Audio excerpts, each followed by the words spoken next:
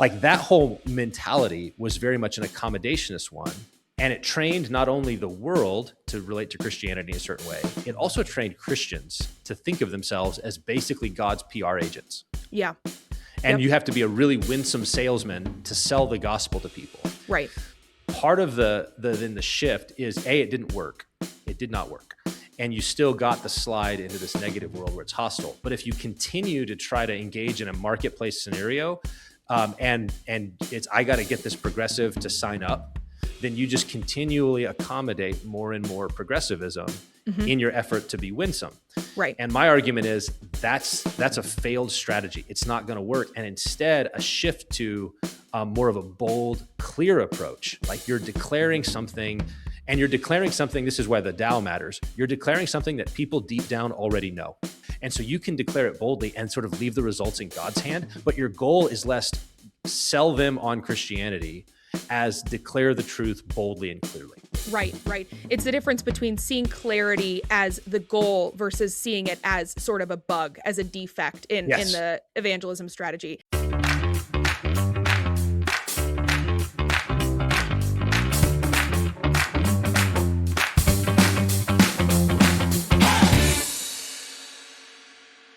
Hi, everybody, and welcome to the Kylee Cast. I'm Kylee Griswold, managing editor at the Federalist. Please like and subscribe wherever you get your podcasts. And if you're just listening to the show, go check out the full video version on my personal YouTube channel or the Federalist channel on Rumble. And then, of course, like and subscribe there, too. If you'd like to email the show, you can do so at radio@thefederalist.com. I would love to hear from you. Today, I'm so glad to be joined by Pastor Joe Rigney. Pastor Rigney is a pastor in Moscow, Idaho. He is also a fellow of theology at New St. Andrews College, and he is the author of many books, but most recently, he has an essay in this new book, Welcome to Negative World, an excellent collection of essays that responds to Aaron Renn's book about the negative world and his viral essay in First Things. And so we're going to unpack that today. So welcome to the show, Pastor Rigney. Hey, thanks for having me on, Kylie. Good to be here. You bet. Thanks so much for joining me. So why don't we just start? Can you just lay out Aaron Renn's 3 works framework for people who either didn't read his book or aren't super familiar with his essay? Yeah. So Aaron is he's actually a demographer. He studies cities. He's done a number of different things over the years, but in terms of his Christian thought leader, I guess we can use that term for him. Back in 2017, he wrote a newsletter kind of laying out a way of thinking about American culture and kind of the changes it's undergone over the last, 50, 60, 70 years. And then in First Things, asked him to kind of update it in 2022, and it kind of went viral. It was a big hit, provoked lots of engagement, lots of thought, which was then leveraged into a book that Zondervan published in 2024.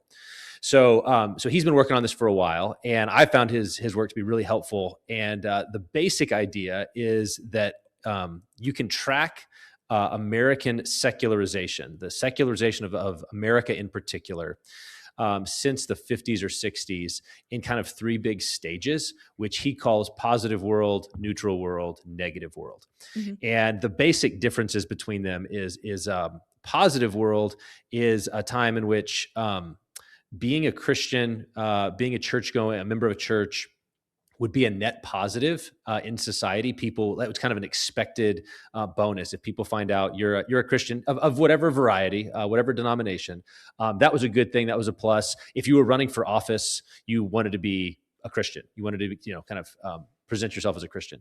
And that ran from kind of the late 60s or mid 60s to 1994 is kind of roughly where he pegs the difference. Mm-hmm. And then, so that's positive world. That gives way to neutral world, which runs from about 1994 to 2014. It's a 20-year run. And in neutral world, being a Christian, you might be kind of weird. If you're working in a Manhattan, law firm or something like that, or in big business or in cultural centers, people find out you're an evangelical Christian or even a Christian at all. They might go, "Oh, that's kind of weird." But it was just part of the big melting pot of America. Like it's everybody chooses their own flavor. As long as you were nice and as long as you weren't one of those kind of culture warrior Christians, it was all fine. It was neutral. And then in negative world, which he dates to around 2014, it's like a switch got flipped, and essentially now it's a net negative socially to be to be a Christian. Mhm. So, and in particular, Christian moral norms are kind of viewed not just with kind of suspicion, but with outright hostility. This is the beginnings of kind of what we call cancel culture, and Christians being, kicked out, fired from their jobs or marginalized in various kind of ways. And so he Mhm. kind of tracks that. That's the basic kind of diagnosis. This is what's happened in America over the last 60, 70 years. Mhm. And then he begins to kind of propose how did churches engage with the surrounding culture in each of these different eras, at least the first two. What did we do? And then tries to propose, here's some ideas of how we might uh, interact with this negative world that we're living in. How does it look now? What are some strategies we need to develop? Mhm. Yeah, and two points that might be helpful for people to know is he identifies culture warrior as kind of the engagement strategy in positive world versus cultural engagement in the negative world, or in the neutral world rather. Yeah. And of course, like he's seeking to diagnose a problem that there could be volumes and volumes written on Right. this. And so the strategies and the pragmatic response to it is limited in the book. Um, Mhm. but not to put you on the spot, but are there any points of disagreements with his assessment about these three worlds that you found, from his original work?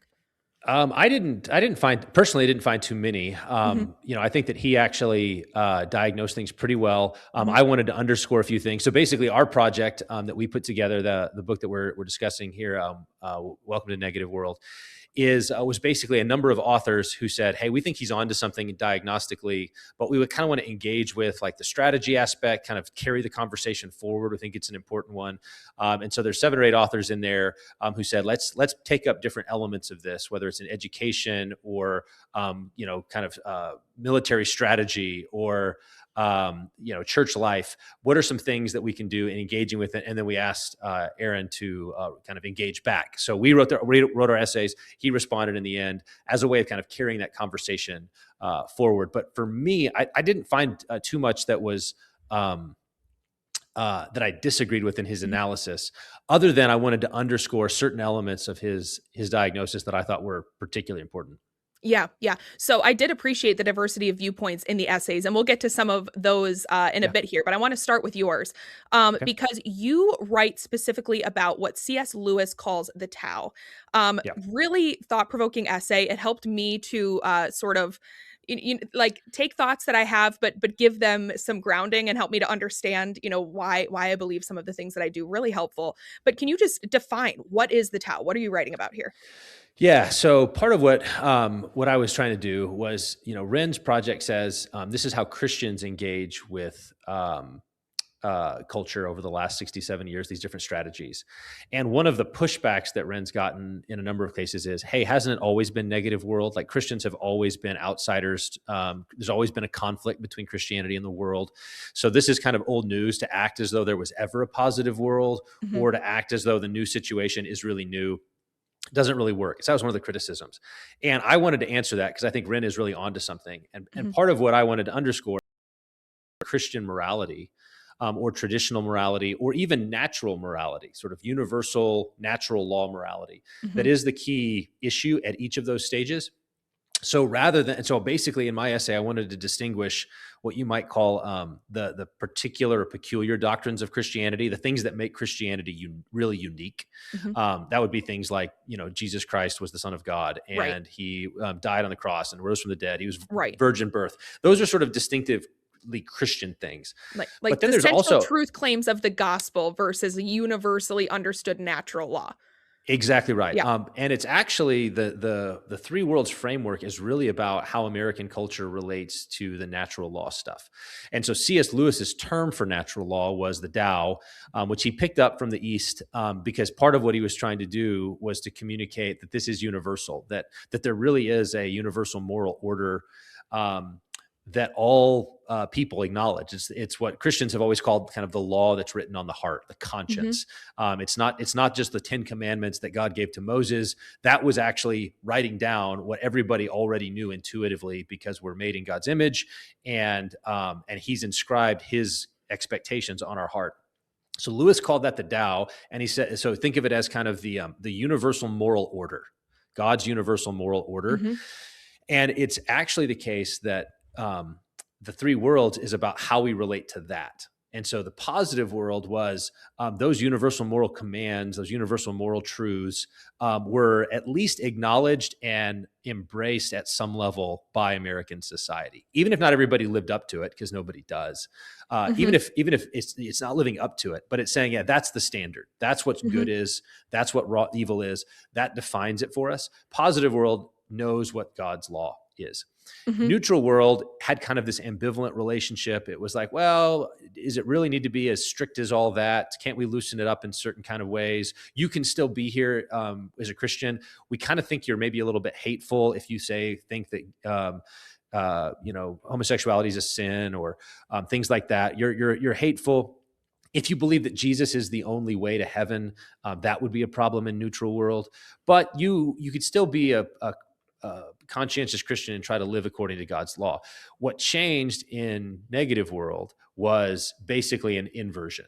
So now it was the things that Christianity, the things that the universal moral law have always said were good, those are now considered bad. And things that have been considered sins are now considered virtues. So it was really an upending of that whole system. So now it's you're a hateful bigot if you believe a man is a man and can't become a woman. Like Right. that's actually to think that is not simply weird. Like you believe a fairy tale that Jesus rose from the dead. Oh, that's weird. But you're actually an evil person because you're denying someone the right to an abortion, or because you're denying someone that a man can become a woman. Those are now hateful, evil things. And so it's this total inversion. And so that my whole goal was to say, this is really about the Tao. This is really about this universal moral law. And then so what does that mean for how we should engage the wider culture? Mm-hmm.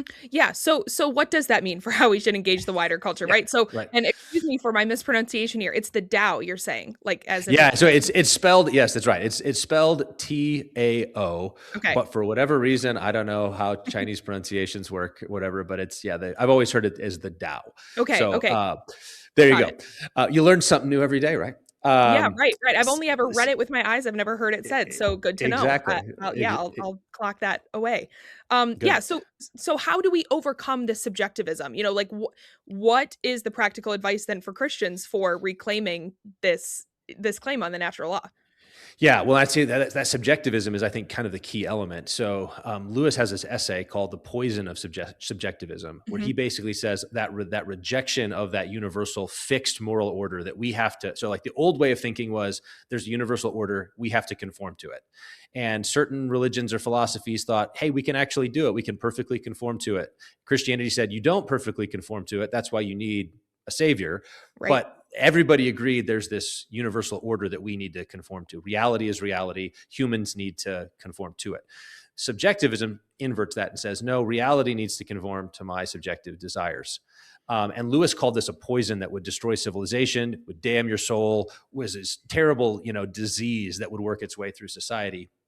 He was dealing with it as a kind of academic and an early stage matter. He's writing in the 40s and 50s.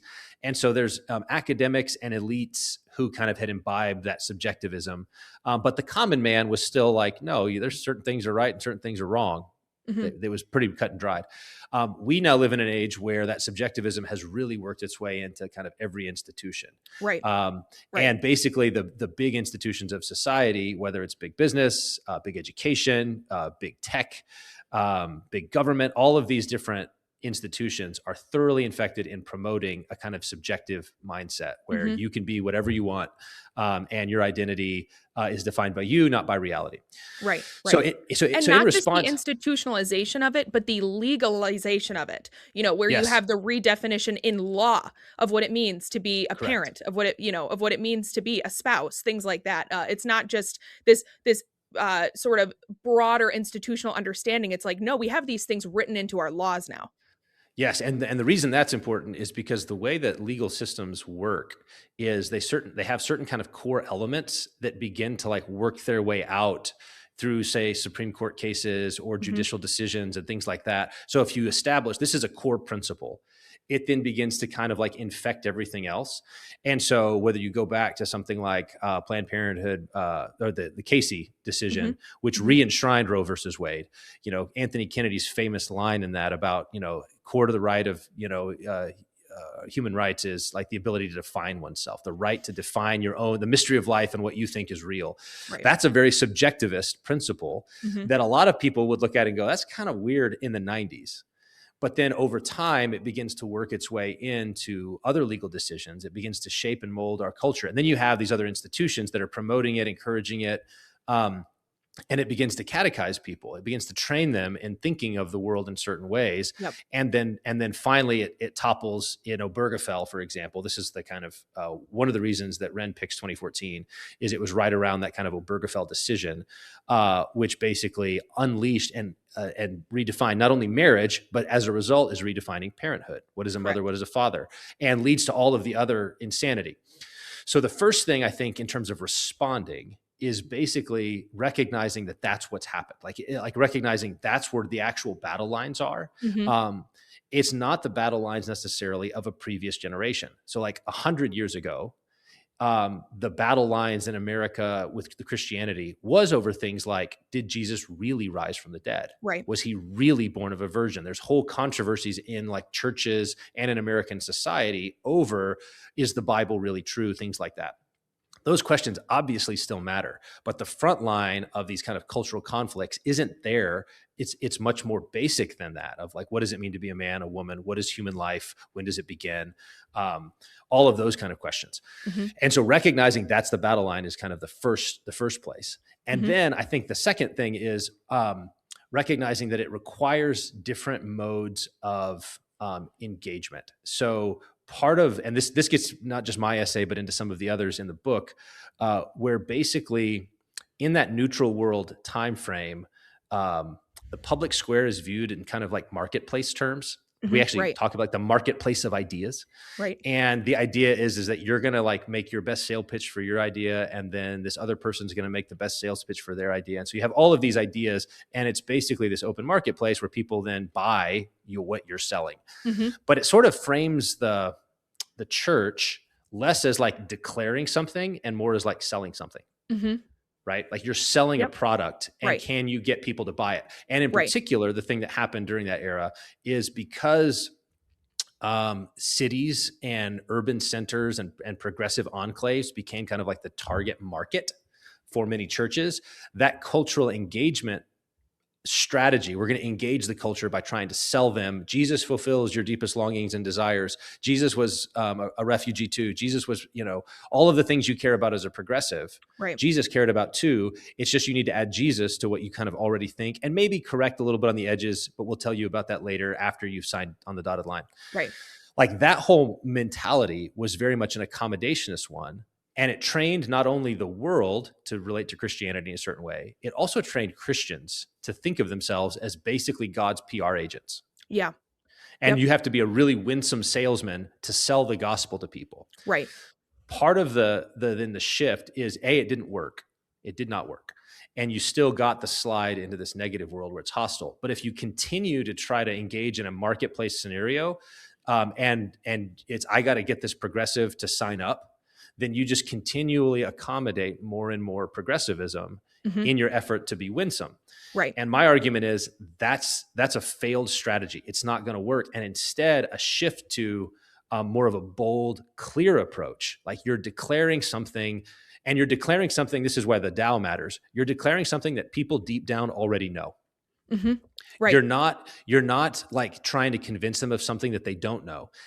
They are like their sin is working really hard to suppress truths that God has inscribed upon their heart and that they can't get away from. And so when you're declaring it, there's something already inside them that God put there when he created them.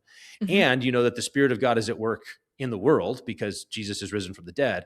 And so you can declare it boldly and sort of leave the results in God's hand. But your goal is less sell them on Christianity as declare the truth boldly and clearly. Right. It's the difference between seeing clarity as the goal versus seeing it as sort of a bug, as a defect in the evangelism strategy. Yeah, I love that you bring up winsomeness, because that was actually what I was going to ask you about next. There's this quote that you have in your essay that I thought was excellent.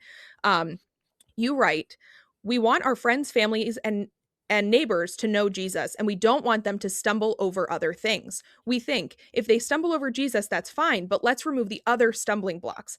But if we are in negative world, and if hostility to Christianity is fundamentally about the Tao and not the peculiar doctrines of Christianity, then it will be very tempting to separate Jesus from the demands of the Tao. The problem is we can't separate Jesus from his demands, including the demands of the moral law, which he established in creation. And that's so good. And I was thinking too about, these are not obscure things in scripture. Like throughout scripture, woven throughout the Psalms, woven throughout Romans 1, I mean, Old Testament, New Testament, everywhere is that nature testifies to these things. Like these are not, they're not hidden. They are written on the human heart. They are universally known. And we don't need to be afraid of those things as we evangelize. That's right. Well, and actually, I think that the progressive Christians and then progressives in general regularly try to manipulate Christians on this point, because there's certain things that the Bible, like it mentions them, but it sort of assumes them all over the place. Yes. Right. It assumes that like, yeah, murder's wrong. It assumes that men are men and women are women. It assumes that marriage is one man, one woman, one lifetime. Like all those are sort of like bedrock assumptions that pop up here and there. But then progressives will often make hay out of this and say, well, how often does Jesus say abortion is never mentioned in the Bible? How Jesus never talked about homosexuality. And it's like, well, yeah, because he lived in a culture that was saturated by the law of God. Mm-hmm. And so the idea that anybody would ever say that sodomy was virtuous or good, mm-hmm. like nobody would say that. Right. The outside, like the pagan world might have certain kinds of temple prostitutes, but from the beginning, the Christians were always like, this is evil. And so they take the fact that so many of these things were assumed in the biblical world, in the Bible's worldview, and they try to use that to say it's not important. When mm-hmm. the reality is this is just actually showing how rebellious we are. Not mm-hmm. only are we rejecting Jesus' claim to be the Messiah and the Son of God, like that at least is like a, intrusion into the world. Jesus comes and says, I am him. And mm-hmm. you people have to fall out one way or the other. We've gone beyond that to say, not only that, we don't even know what a hymn is. Right. Exactly. I love to just to dig a little bit deeper into the Tao, because it's easy to apply this to bigger objections that the left has to, we're talking about like transgender issues or like these really red meat cultural flashpoint topics. But I love the way that Lewis talks about it too, because he talks about as it relates to a small child and knowing that like a child is a good thing, or like feeling delight. I forget the exact words he uses, but when he sees a child, it either fills him with delight, or if it doesn't, it shows a defect in him, not the child, because you know that this thing is a good thing. Like, and so it's not just about these like big flashpoint political issues. This goes down to what we value as human beings and as Christians, and just like, as people created in God's image. And so I think, there's a lot of ways that Christians can do better here. And, the winsomeness point is one of them, or rather the anti-winsomeness point, speaking with clarity, and other things. But I think another way is just to do a better job of clearly assigning the proper value to things that Christ does, whether that is the sexes. But again, we don't need to be talking about like transgender facilities. We're just talking about like how God created men and women differently, and the beauty of that, or the beauty of motherhood, the importance of children and families and work and homemaking. Like Christians can do a much better job of that too. No? Yes, no, this is actually such an important point. I'm so glad you brought it up, because essentially what happens, so Lewis's point is reality is a certain way. It's objectively this way. And if you live within the Tao and you submit yourself under it, mm-hmm. your job is to get your emotional and affectional responses to accord with that reality. So when he says the quote you're mentioning is, when we say a child is delightful, we're not just saying something about our personal preferences. Mm-hmm. We're actually trying to say something about reality. We're saying the child himself is delightful, and therefore, if I'm not delighting in him, something's wrong with me. Same mm-hmm. thing would be true of old people. He says to call an old man venerable, honorable, is not just to say something about my personal preferences. It's to say something about old men. And so if I don't feel that, if I don't feel like I want to honor, say, our veterans, if I don't respect or honor my elders, something's defective in me. The subjectivist says, no, those are just personal preferences. So some people like kids, some people don't. Some people respect their elders, some people don't. And it's all personal preference, mm-hmm. and it's all arbitrary, and it's just kind of up to you. And when Christians are catechized in this, here's what happens. we begin to look at certain things. Let's say motherhood is a great example, Mhm. where because we've got this, like, we need to persuade the world, we got to sell the gospel. If we express just straightforwardly that, like, a woman's fundamental calling is like a mother, to be a mother, Mhm. like that's the fundamental, her body was designed for this, God made her for this is universal human reality. She was made to be a mother. Now sometimes you have defects where, she can't have children biologically, but she's still made to be a mother. Mhm. And if you just celebrate that as like, yeah, this is great news, there's certain Christians who feel really shy. They may agree with it on paper. Like if you wrote a quiz and said, is this the right answer? Mhm. They would say, sure, that's the right answer in the Right. Bible, but they would want to mumble it. Mhm. They would want to, like, kind of cover it up because they think about how it would be heard by their progressive subjectivist audience who might be offended by it. And that's where they don't want to make that a stumbling block. Mhm. And the problem is that if you try to remove those demands from people, you're not actually commending the gospel. I think a lot about, there's what's her name? Kirsten, who's the journalist? She was, I think, a Fox News journalist. She went to Tim Keller's church in Kirsten, forget her name. Anyway, she was a journalist who famously became a Christian at Tim Keller's church in Redeemer. She joined the church, Mhm. and eventually then deconstructed. And part of the reason she gave for her deconstruction is that she had accepted Jesus, but then she later found out that the church's official teaching was that abortion was wrong and that homosexuality was a sin. But they hadn't been upfront with that. And so she felt that there was a kind of a bait and switch where Mm. they had been talking Jesus, Jesus, Jesus, but had never mentioned sort of the angular parts that were going to actually challenge her Mhm. progressive mindset. Mhm. And then when she discovered them later, she felt betrayed. And I think there's some warrant to that by kind of hiding the angular bits. And we'll talk about that later. They had done a disservice not only to the gospel, but they'd done a disservice to her by not being Mhm. upfront with, this is what Jesus demands. Right. This is what the Bible teaches about these important issues. Right.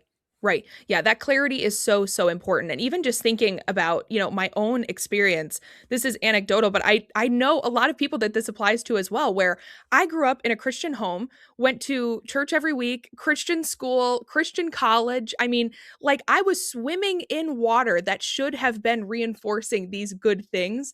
And I saw them modeled well, but I didn't hear them as good things. Like it took me way too long in life to understand the importance and the value of motherhood. And that ought not Yep. so to be in Christian subculture, like, and that's Yes. one example among many. But this is just something where we can so clearly do a better job of stating our case, stating it boldly, and just pointing to what is good and true and beautiful.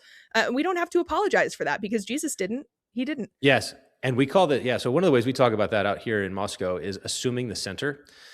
So one of the temptations, again, is to kind of allow progressive to set the terms of the debate. Mhm. And their position is the normal, rational position. And ours is kind of the weird outlier. We're the weird Mhm. ones. They're the normal ones, which is just crazy when you think Mhm. about it. When you think about what they believe about reality, you think that they're the normal ones. Right. But we can do this because the world so shapes our thinking and we get catechized into these ways of thinking. Yes. Whereas if you just sort of unapologetically assume, like, well, of course, this is reality. Of course that like a good one of the essays in the book by my fellow pastor Jared Longshore talks about the idea of patriarchy, the idea that, like, men are the head of their homes, like that's men, and then therefore only men can be pastors. The Southern Baptists are debating this, like, as we speak, like they, only men can be pastors, and therefore that should work its way out in society in a variety of different ways.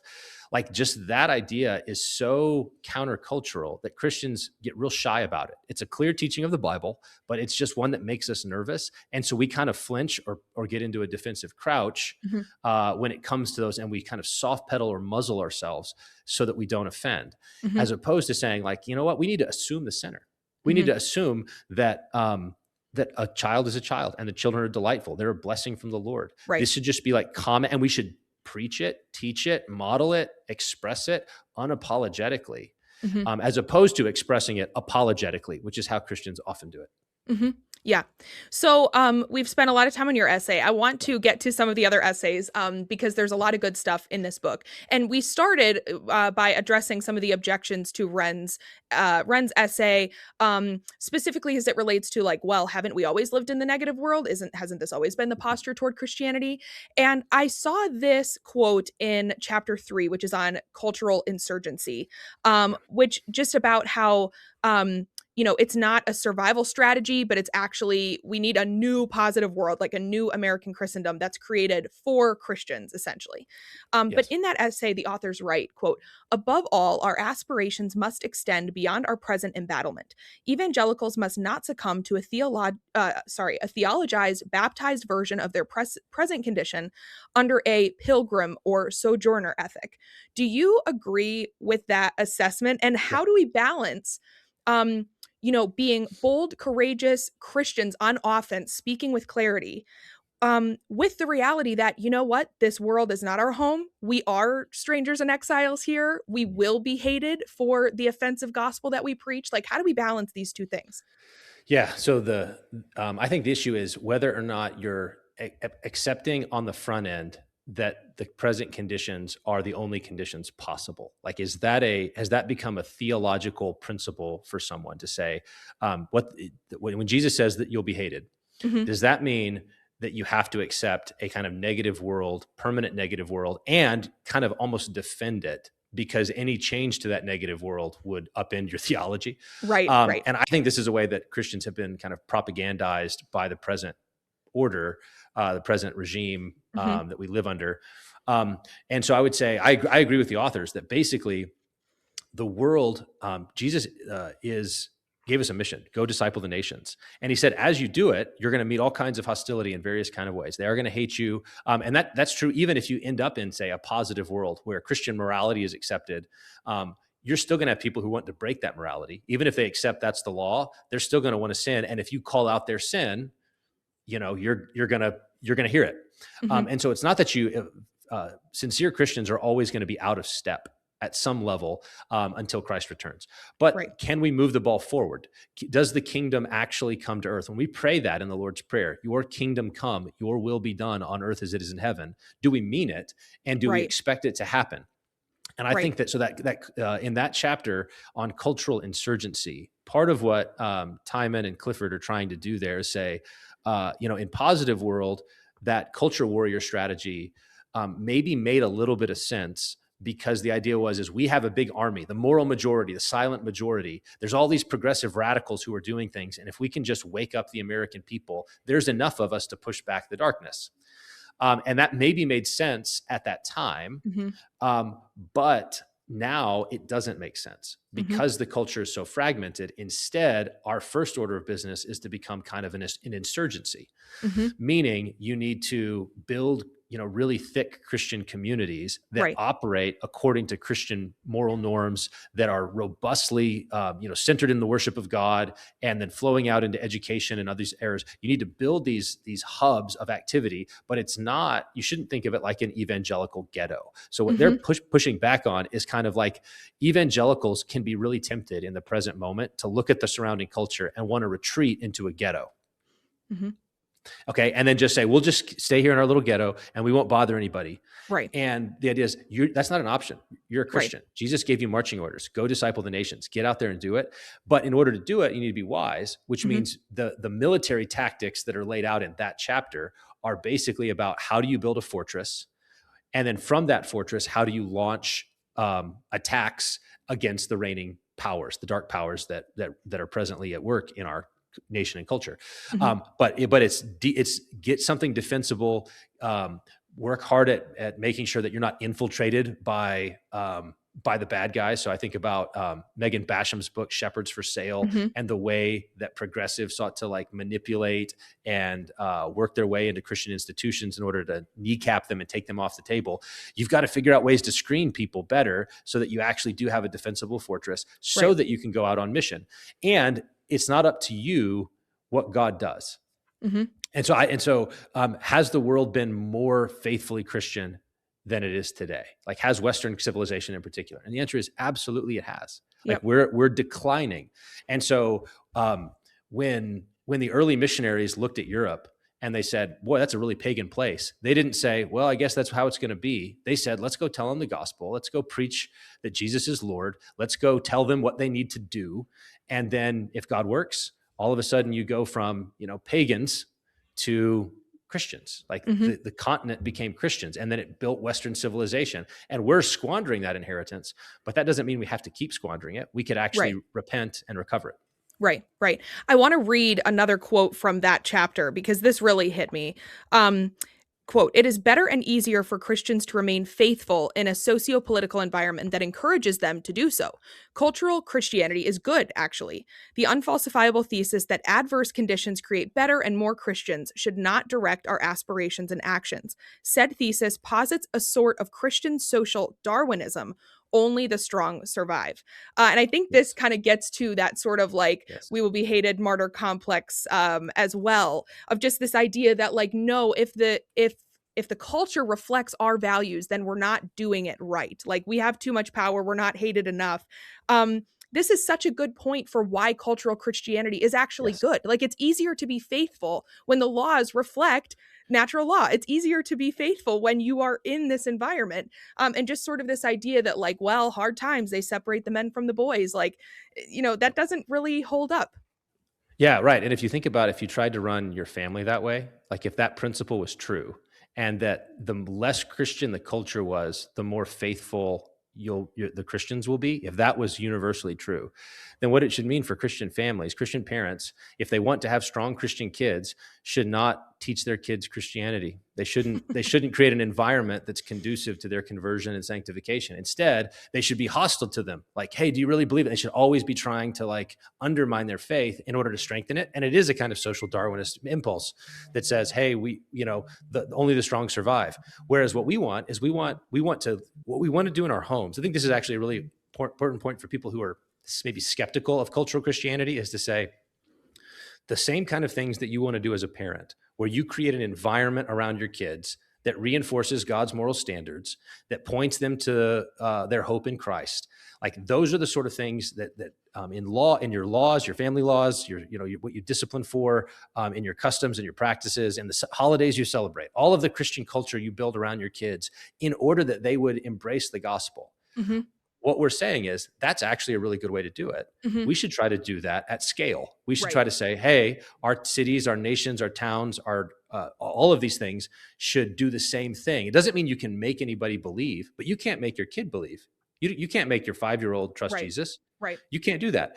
You don't have access to his heart, but you can create an environment which makes that more likely, because all of the seed has been sown. It's like pre-evangelism. You're just sowing the seed. And it's like, we should want a nation that does the same thing for everybody, where they're constantly confronted with, here's what God says, here's how you've broken his law, here's Jesus, he's the solution. Like we just want an environment that's constantly communicating that, because God uses it. In fact, revivals and awakenings throughout Western civilization have almost universally come in cultural Christian context. Mm-hmm. It's in England in the 17th and 18th and 19th centuries, where you have this cultural Christianity, and it's like, but they all still embrace Christianity superficially, and that's what the preachers go to work on. You have to mean it. You have to believe this. It's not enough to have it externally. It must go down to your heart. But they had something to work with. Right now, we don't even have anything to work with, because so many people have been catechized that actually Christian morality is bad. And actually you haven't broken God's law. You're perfect the way you are. Like that's what they're catechized. You have to get them lost now before you can get them saved. Mm-hmm. That's so true. It's funny that you say this thing about parents as if it's common sense, but a lot of parents don't even parent this way. They'll send their kids off to government schools for more of their time than they spend at home, and act like we're building resilient kids. Food for thought. Not to get too off course there, but no, it actually matters. There's a whole chapter in the book on education, both at the K-12 and the higher ed level, where it's like Christian education is core to the rebuilding. It's part of building that fortress, is going to include not just, churches, but it's going to include education, where Right. it's not, you don't just assume the Bible, you teach it. You actually Right. tell them, this is what God says. These are the great stories of the faith. This is what Jesus has done, the mighty works of God. You teach them, you instruct them, you sing about it so that they embrace it, they imbibe it. And then they can go forth and be, great missionaries in the workplace or across the country or wherever. But you actually do teach them what's true, as opposed to sending them to a school where you're constantly undoing what the school is doing to them. Right. Pastor Rigney, there is so much more that I want to get to in this book about speaking courageously to men and preaching to the people who are actually in the pews. And I hate to cut our conversation short, but this is the strangest reason I have to cut a podcast short, but I am hearing tornado sirens around my house. That's so amazing. I'm going to need to cut this off. So Yes. Let this be a plug that everyone needs to go pick up a copy of this There you book go. so you can actually get to the rest of the great ideas in it. And for people who don't already know where to find you, where can they find more of your work? Where can they follow you on Twitter? Yeah, canonpress.com would be the best place. Canonpress.com. Joe_Rigney on Twitter, and then canonpress.com. If you use Joe99, canonpress.com/Joe, Joe 99, you can get a month for 99 cents. Try it out. It's got that book on there. It's got all sorts of other stuff. Check it out. Awesome. I really cannot recommend this book enough, and everybody really should go follow Pastor Rigney. And I'm going to have you back on, because I would love to have to continue this conversation or a different one. And, the Lord knows he controls the weather, but I probably should go down to my basement. So That's right. Thanks so much for joining me today. Stay safe, Kylee. Yeah, thanks, Kylee.